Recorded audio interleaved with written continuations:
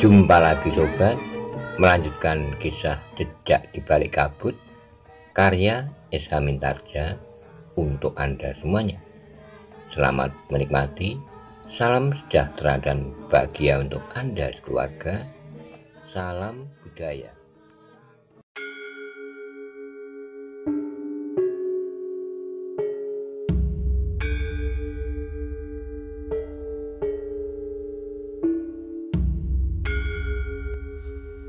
Pada episode sebelumnya dikisahkan terjadi pertempuran antara Wijang dan Paksi dengan dua orang yang mengaku utusan dari Wirobonggo.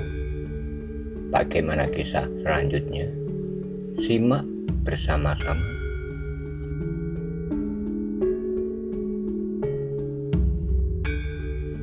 Paksi tidak bertanya lagi, ia pun segera bersiap untuk menghadapi segala kemungkinan. Dengan gelang-gelang besi yang digenggam di kedua tangannya, Ki Samparangin pun menyerang Paksi dengan garangnya. Kedua tangannya terayun-ayun mengerikan dengan gelang-gelang besinya. Ki Samparangin berulang-ulang membentur tongkat Paksi yang menggelebar di tangannya. Namun Paksi pun semakin lama semakin merasakan betapa besar tenaga orang yang bernama Ki Samparangin itu. Bahkan semakin lama serangan-serangan Ki Samparangin menjadi semakin deras, mengalir mendera pertahanan Paksi yang mulai goyah. Paksi pun harus meningkatkan kemampuannya untuk mempertahankan diri dari serangan-serangan Ki Samparangin yang datang bagaikan angin prahara. Dalam pada itu, Wijang pun harus bertempur melawan dua orang yang berilmu tinggi. Karena itu, maka Wijang harus berlompatan dengan cepat untuk menghindari serangan-serangan yang datang beruntun, susul menyusul dari kedua orang yang terdiri seberang menyeberang. Dengan demikian, maka Wijang pun harus meningkatkan ilmunya pula. Ia harus mampu bergerak dengan kecepatan yang sangat tinggi untuk menghindari serangan lawan-lawannya. Kedua orang lawan Wijang ternyata agak terkejut juga melihat kemampuan anak muda itu. Ternyata anak muda itu mampu bergerak dengan kecepatan yang sangat tinggi, berlompatan dan bahkan kadang-kadang bagaikan terbang menghindar dari garis serangan kedua lawannya. Wijang yang sebenarnya adalah Pangeran Benowo itu ternyata memang memiliki ilmu yang seakan-akan tidak terbatas. Meskipun ia harus menghindari lawannya yang berilmu tinggi, namun ternyata bahwa Wijang tidak segera mengalami kesulitan. Dengan kemampuannya yang tinggi, kedua orang lawannya kadang-kadang telah terkejut karena unsur gerak Wijang yang tidak terduga-duga. Meskipun demikian, Wijang masih mampu menyembunyikan ciri-ciri ilmunya yang sebenarnya, agar kedua orang lawannya tidak dapat mengenalinya. Kadang-kadang Wijang bertempur dengan keras, tidak ada bedanya dengan kekasaran kedua orang lawan-lawannya. Namun kedua orang lawan Wijang itu pun mempunyai landasan ilmu yang tinggi, serta pengalaman yang luas. Mereka tidak pernah merasa dihambat oleh perasaannya, apalagi belas kasihan, serta pertimbangan-pertimbangan kemanusiaan yang lain. Keduanya bertempur tanpa kendali, serangan-serangan mereka meluncur tanpa terkekang sama sekali. Karena itulah maka Wijang harus benar-benar berhati-hati. Meskipun keduanya tidak segera dapat menguasainya, namun Wijang tidak boleh lengah barang sekejap pun, karena yang sekejap itu akan dapat berarti akhir dari segala-galanya. Benarnya Wijang tidak mencemaskan diri sendiri. Sekilas ia sempat melihat apa yang terjadi dengan Paksi. Wijang melihat bahwa Paksi sudah terjerat dalam kesulitan. Wijang menyesal bahwa ia telah memilih kedua orang itu sebagai lawannya. Semula ia menganggap kemampuan Ki Samparangin tentu tidak akan lebih tinggi dari kemampuan kedua orang yang bertempur berpasangan itu. Namun yang terjadi adalah sebaliknya. Ki Samparangin adalah orang yang benar-benar berilmu tinggi, Bahkan Wijang pun merasa bahwa seorang diri ia akan mengalami kesulitan untuk melawan Ki Samparangin. Karena itu maka Wijang pun segera menghentakkan ilmunya. Sepasang pisau beladinya telah berada di dalam genggamannya.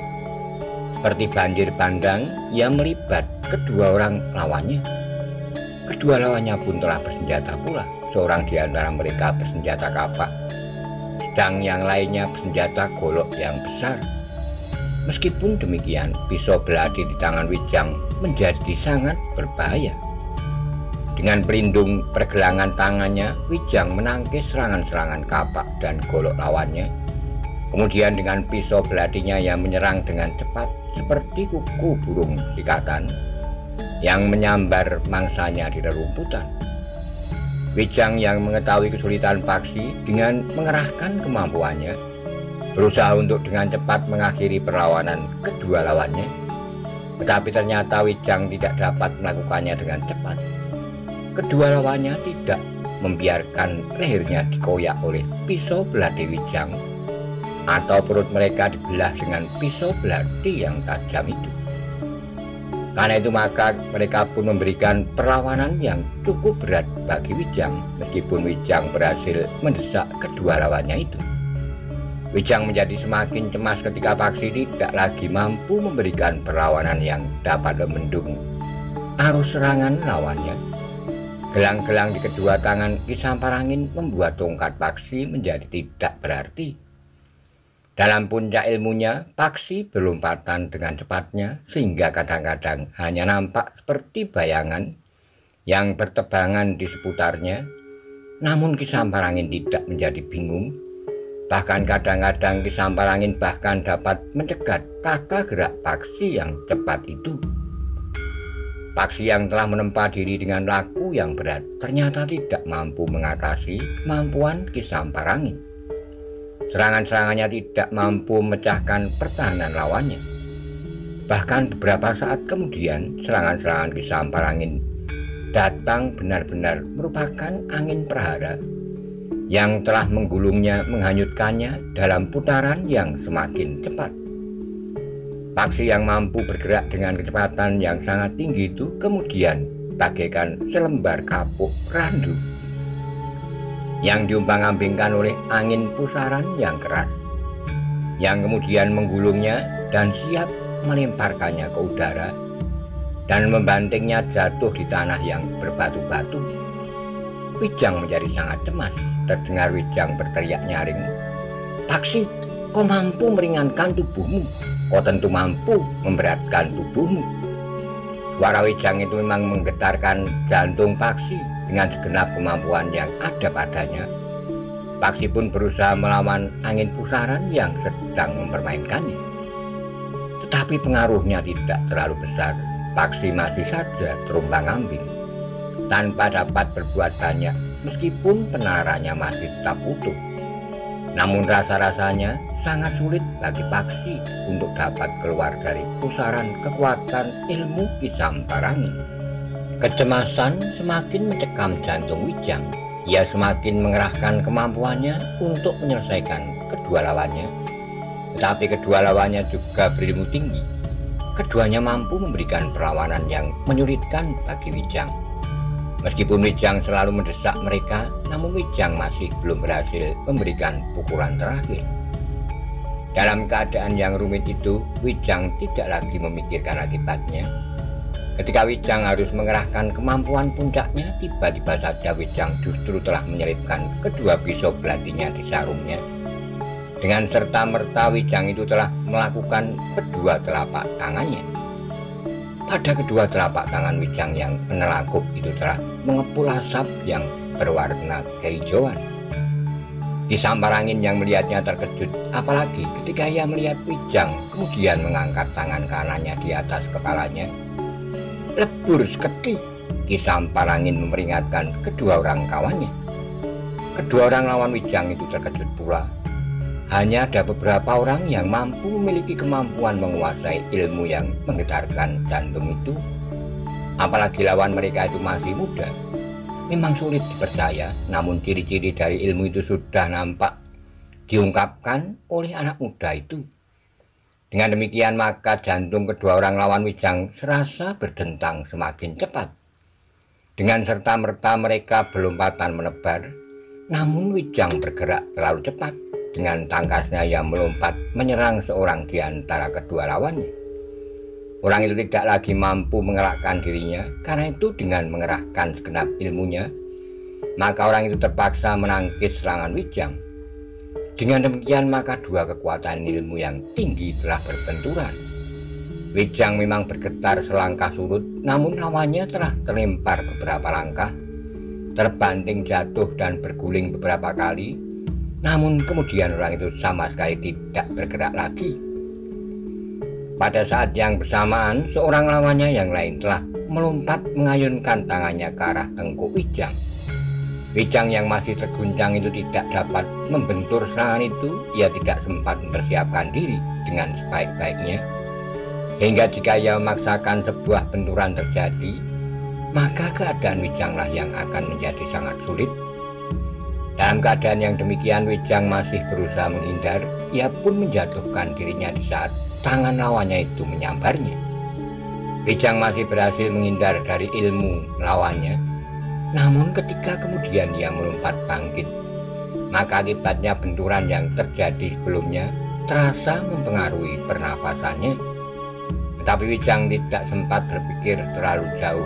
Ia pun segera mempersiapkan diri untuk menghancurkan lawannya yang seorang lagi, sebelum ia dapat membantu Paksi yang mengalami kesulitan yang semakin parah.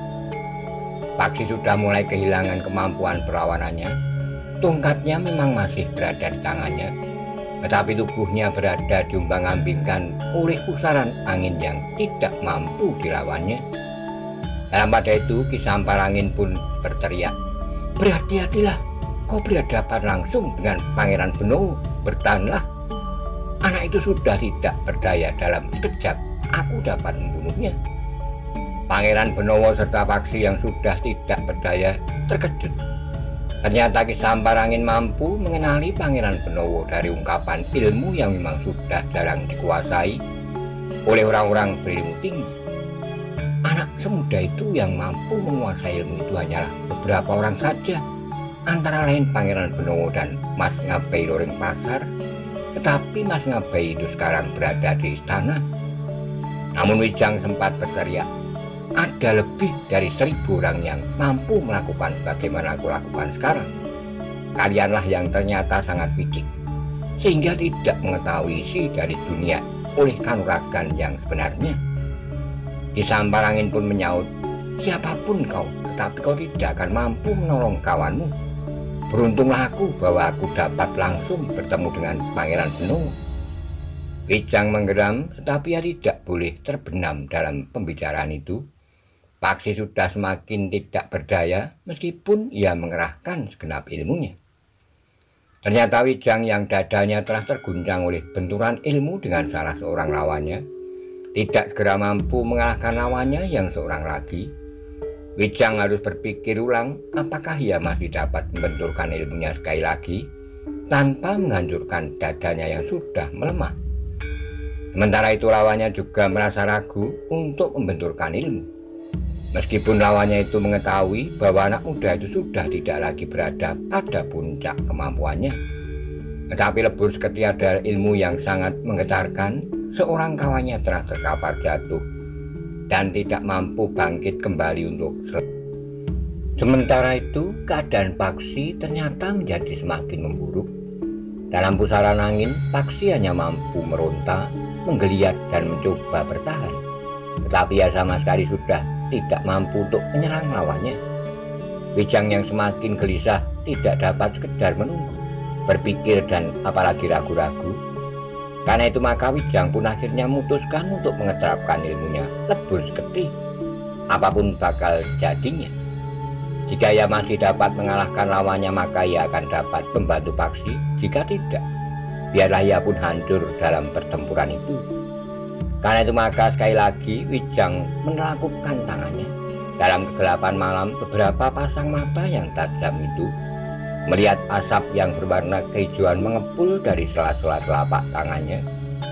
Kemudian Wijang pun dengan cepat mengangkat tangannya, melompat menyerang lawannya. Lawannya tidak mempunyai pilihan lain. Demikian cepatnya semuanya itu terjadi. Karena itu lawannya pun telah mengerahkan semua kemampuannya pula. Menyilangkan tangannya di depan wajahnya, sekali lagi telah terjadi benturan yang keras. Ilmu yang jarang ada duanya itu telah membentur pertahanan lawannya. Akibatnya memang sangat mendebarkan. Ternyata Wijang tidak hanya terdorong selangkah surut, tapi ia pun kemudian terhuyung-huyung dan jatuh terduduk.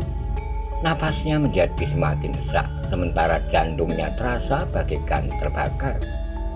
Ketika kemudian Wijang berusaha untuk bangkit, maka keseimbangannya masih belum pulih kembali. Sendi-sendinya terasa semakin tidak berdaya. Wijang memandang lawannya yang terlempar dan jatuh terguling. Benturan itu telah membuat bagian dalamnya terluka parah. Kekuatan Aji Lebur Seketi benar-benar tidak dapat ditandinginya, meskipun lawannya sudah tidak berada di puncak kemampuannya. Orang itu masih mampu menggeliat, bahkan mengerang kesakitan. Namun kemudian suaranya yang lemah itu pun telah terputus sama sekali. Namun Wijang pun sudah selalu lemah pula. Meskipun demikian, ia tidak dapat membiarkan Paksi mengalami bencana. Karena itu dengan tertatih-tatih Wijang melangkah mendekati pusaran angin yang sedang mempermainkan Paksi yang sudah menjadi semakin lemah. Ketika Ki Samparangin melihat kedua lawannya sudah tidak mampu melakukan perlawanan dan bahkan mungkin sudah terbunuh, ia pun menggeram marah. Apalagi ketika ia melihat Wijang tertatih-tatih mendatanginya.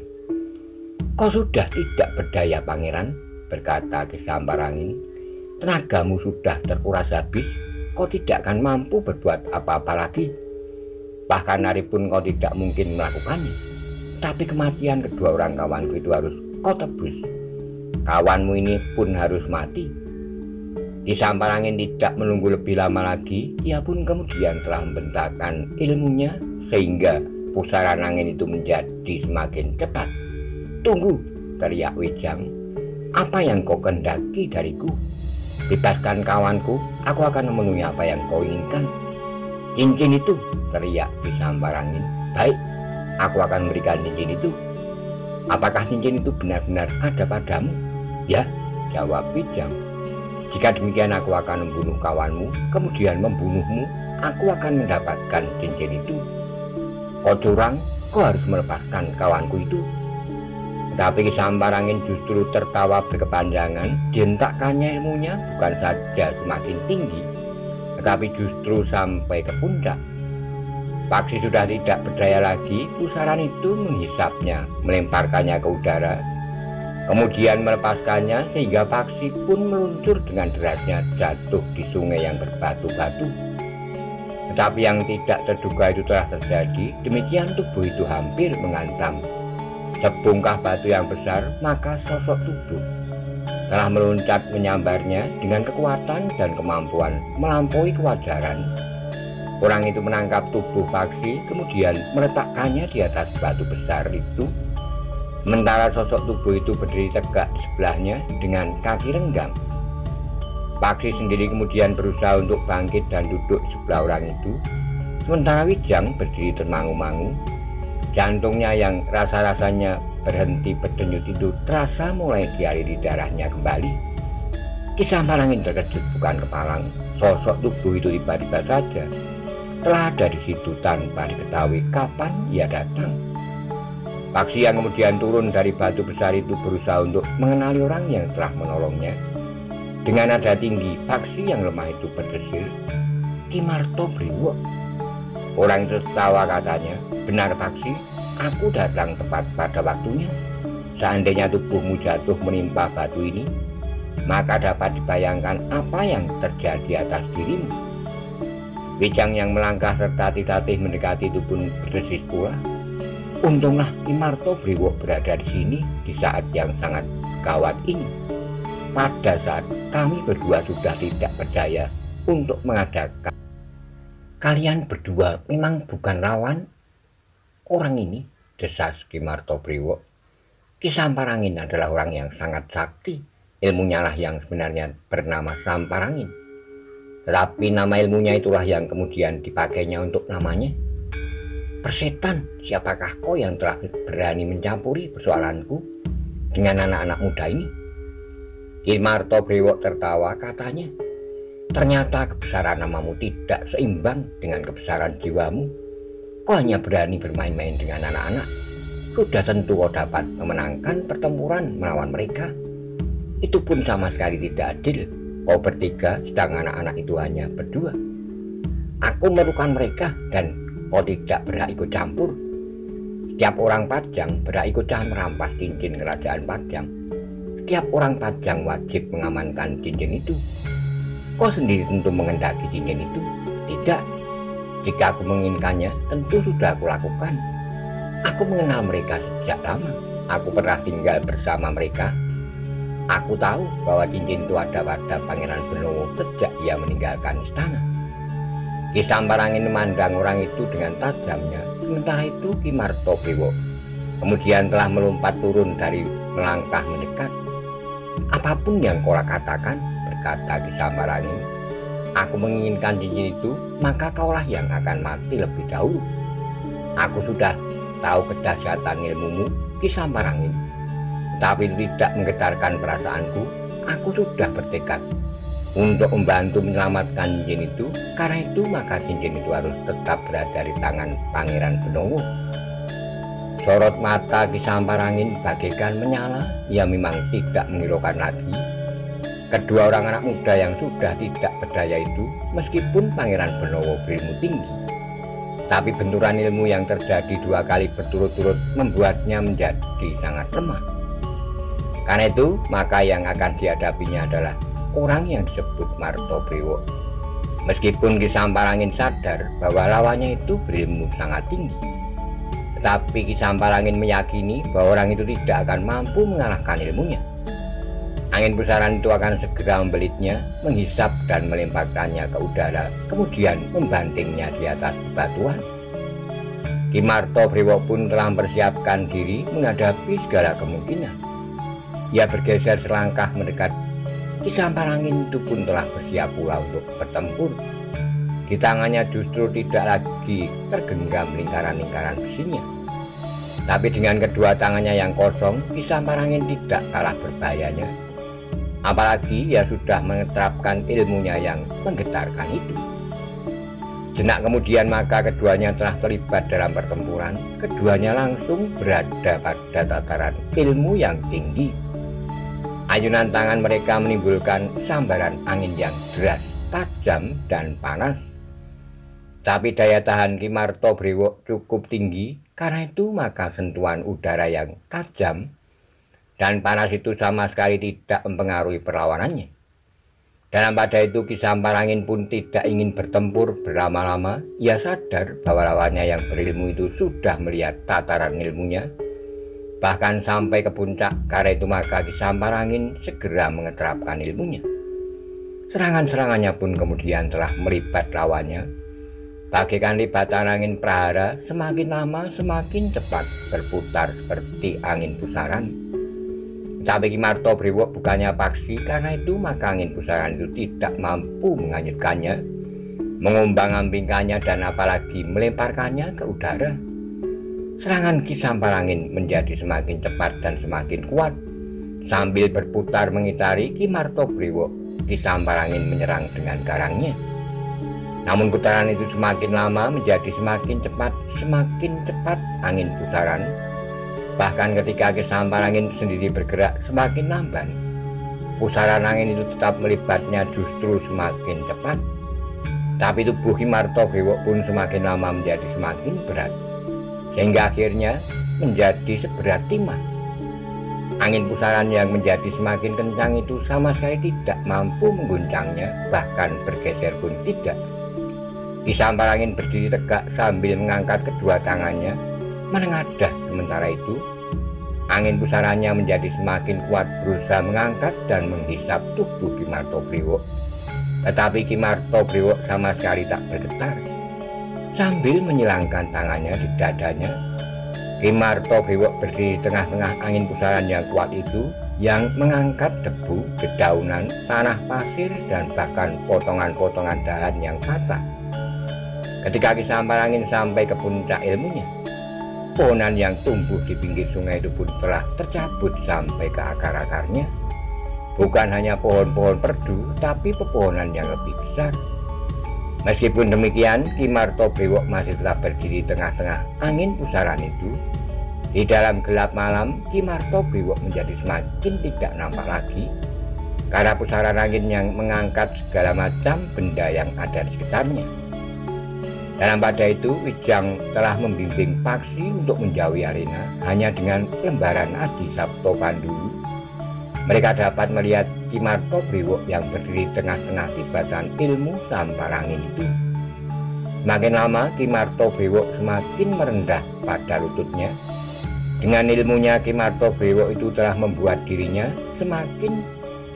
Dua kekuatan sedang beradu. Ki Samparangin berusaha untuk menghisap dan mengangkat lawannya, melemparkannya ke udara, sehingga tubuh itu akan jatuh terbanting di atas bebatuan. Tetapi Ki Martobriwo ingin bertahan, seakan-akan Ki Martobriwo itu berusaha untuk menghunjamkan kakinya jauh-jauh ke perut bumi, sehingga angin pusaran Ki Samparangin tidak mampu mengangkatnya lagi. Untuk beberapa lama mereka beradu ilmu meskipun tidak jelas, tetapi dengan Adi Sabto Pandulu, Wijang dan Paksi melihat bahwa kedua orang itu benar-benar sedang mengerahkan ilmu masing-masing. Jantung Wijang dan Paksi rasa-rasanya berdentang semakin keras dan semakin cepat. Mereka tidak dapat menduga apa yang akan terjadi. Nampaknya kedua orang berilmu sangat tinggi itu benar-benar tengah mempertaruhkan hidup mereka dalam pertempuran yang habis-habisan itu. Dalam pada itu, selagi Wijang dan Paksi dicekam oleh ketegangan, maka tiba-tiba saja mereka terkejut. Ki Martobriwo yang ada dalam pusaran angin yang semakin keras dan kuat itu, yang telah mencabut beberapa batang pohon dan melontarkannya ke udara, seakan-akan telah meledak. Percikan-percikan api mancar dari tubuhnya. Bahkan kemudian semburan asap yang putih kebiru-biruan menderu dan menghembus dengan kuatnya angin pusaran di sekitarnya. Angin pusaran itu pun kemudian telah pecah.